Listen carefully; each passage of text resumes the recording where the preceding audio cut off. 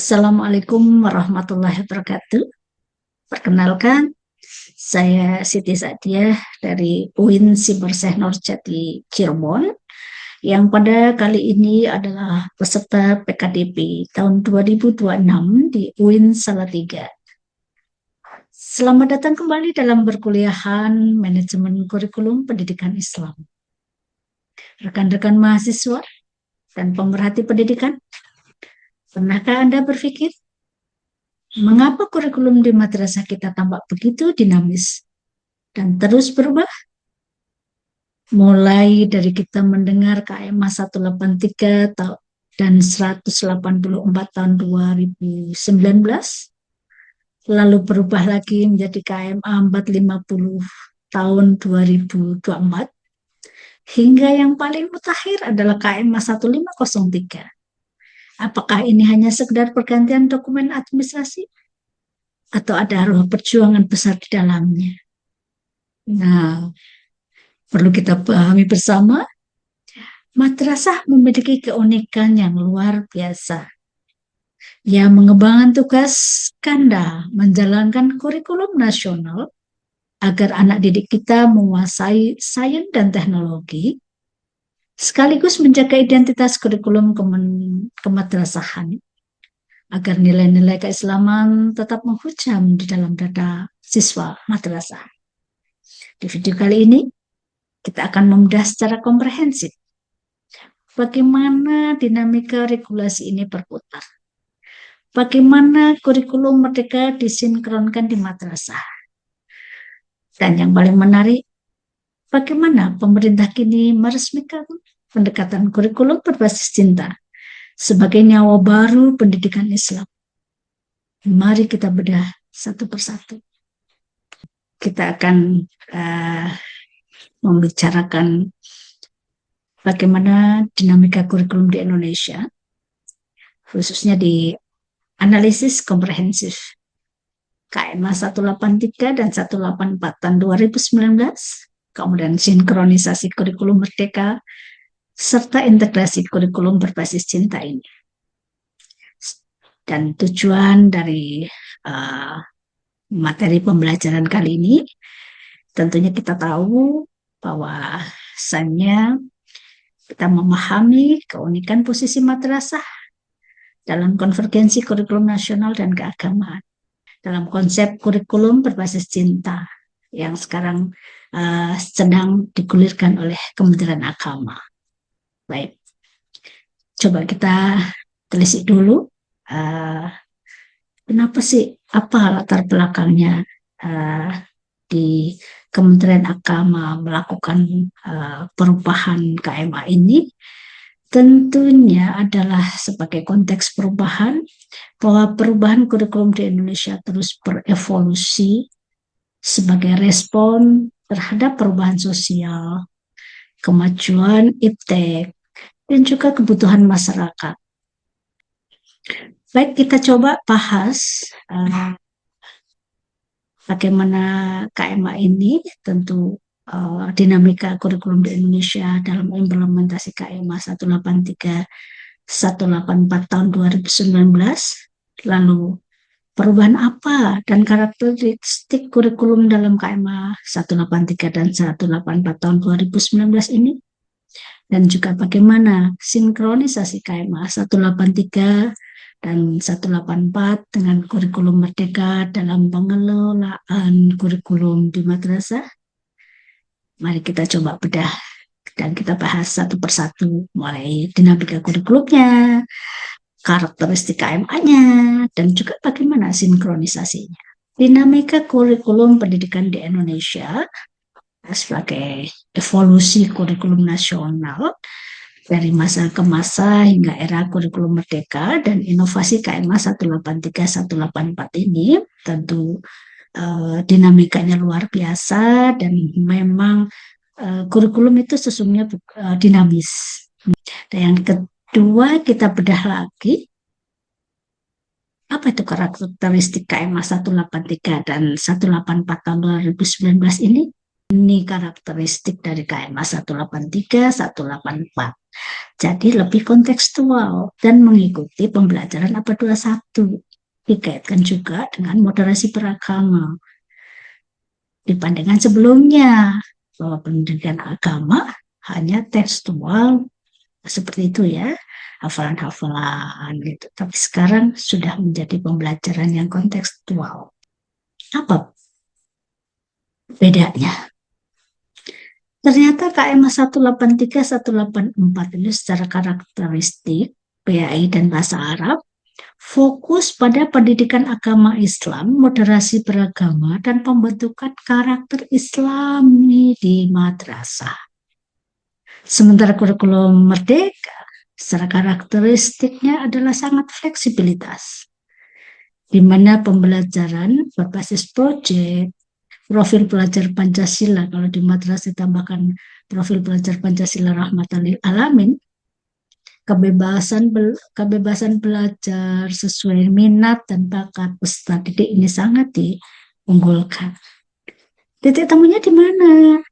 Antara KMA 183 dan 184 dengan kurikulum Merdeka menjadi sinergi yang luar biasa karena penguatan karakter, pembelajaran aktif, integrasi teknologi, dan pengembangan kompetensi abad 21 ini menjadi lebih bermakna dan berdiferensial ini di madrasah. Jadi kalau kita katakan bahwa KMA 183, 84 ini dengan kurikulum Merdeka itu sesungguhnya sudah nyambung. Padahal kita KMA 183, 184 lahir duluan sebelum kurikulum Merdeka. Tapi ternyata malah menyambungkan. Jadi KMA 183, 184 itu saya kira menjadi tonggak adanya lahirnya kurikulum Merdeka ini. Menjadi gayung bersambut dan menjadi tersinergi dengan sekarang adanya KPJ. Ini sangat luar biasa. Namun adanya perubahan tentu ada tantangan dan juga hambatan dalam pelaksanaan implementasinya ya. Gimana metode pembelajaran tradisional yang masih mendominasi praktek di madrasah ini menjadi kendala utama. Banyak guru-guru yang masih dalam keterbatasan pemahaman. Ini masih mengajar sesuai seperti yang lama ya. Ada yang ngomong ya casingnya berubah, tapi isinya ya tetap sama aja pembelajaran tradisional gitu ya. Ini menjadi hambatan utama. Dan saya kira peluang dan dampak positif adanya perubahan dinamika KMA 183 184 ini merupakan penguatan pendidikan karakter Islami dan moderasi beragama menjadi fondasi utama dalam membentuk peserta didik yang berakhlak mulia.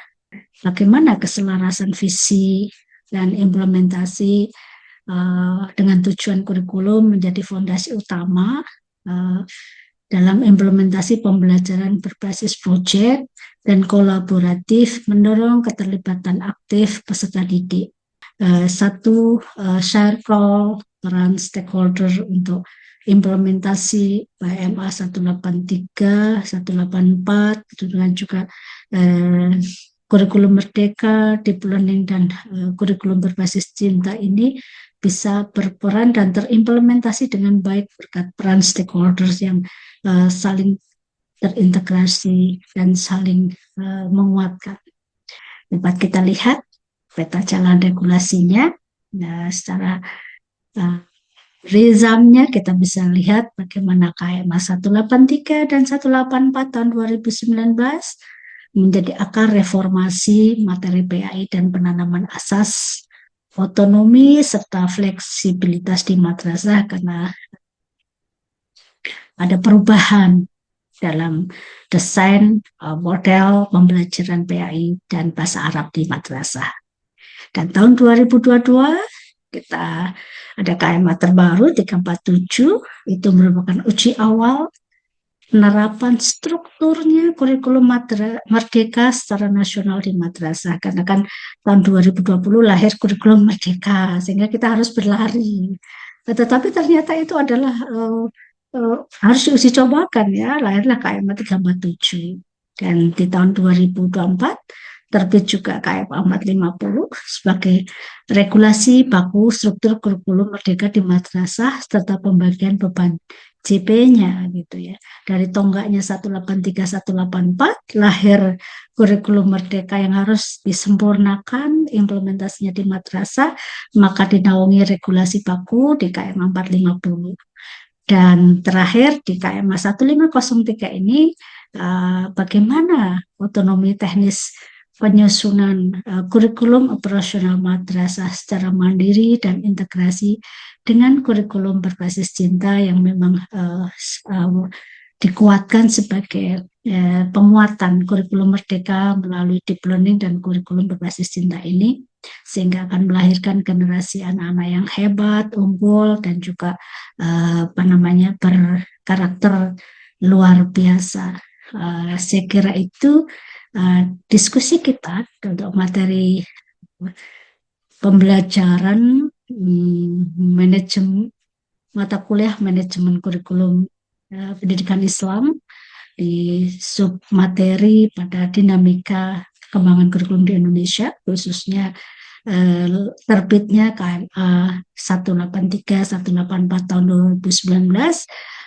Saya kira ini menjadi sebuah benang merah yang sangat luar biasa karena KMA 183 dan 184 di tahun 2019 bukanlah regulasi yang hilang karena terbitnya PMA yang terbaru ya KMA yang terbaru bukan hilang, melainkan sebuah history maker, tonggak sejarah yang melahirkan kesiapan madrasah untuk melangkah lebih jauh. Semangat otonomi dan moderasi beragama dari KMA 183 184 itulah yang kemudian mematangkan lahirnya KMA 450 tahun 2024 hingga mencapai puncak penyempurnaan pada KMA 1503 tahun 2025 ini. KMA 1503 ini kita mendapatkan legalitas yang luar biasa. Kurikulum di madrasah, kurikulum merdeka di madrasah tidak lagi terasa kaku, karena kini ia dihidupkan oleh pendekatan deep learning dan kurikulum berbasis cinta. Regulasi ini menegaskan bahwa tugas kita sebagai manajer, karena kebetulan saya di Prodi Manajemen Pendidikan Islam, dan juga pendidik Islam bukan sekedar mentransfer angka-angka di atas kertas, melainkan mentransfer adab, empati, dan kasih sayang yang bersumber dari mahabbah kepada Allah SWT. Ingatlah, kurikulum bisa terus berubah, regulasi bisa terus berganti nomor, namun roh dari pendidikan Islam akan selalu sama, mendidik manusia dengan hati demi melahirkan generasi berwawasan global yang berakhlak mulia. Demikian, terima kasih. Saya Sadia. Terima kasih sudah menyimak video ini. Dan sampai ketemu lagi di ruang diskusi lain. Dan tetap semangat kita menebarkan kebaikan kepada anak-anak di madrasah untuk menjadi generasi yang hebat, unggul, dan menjadi generasi emas di tahun 2045, songsong 2045. Dari saya Sadia, wallahul muwaffiq ila aqwamit thoriq. Wassalamualaikum warahmatullahi wabarakatuh. Salam.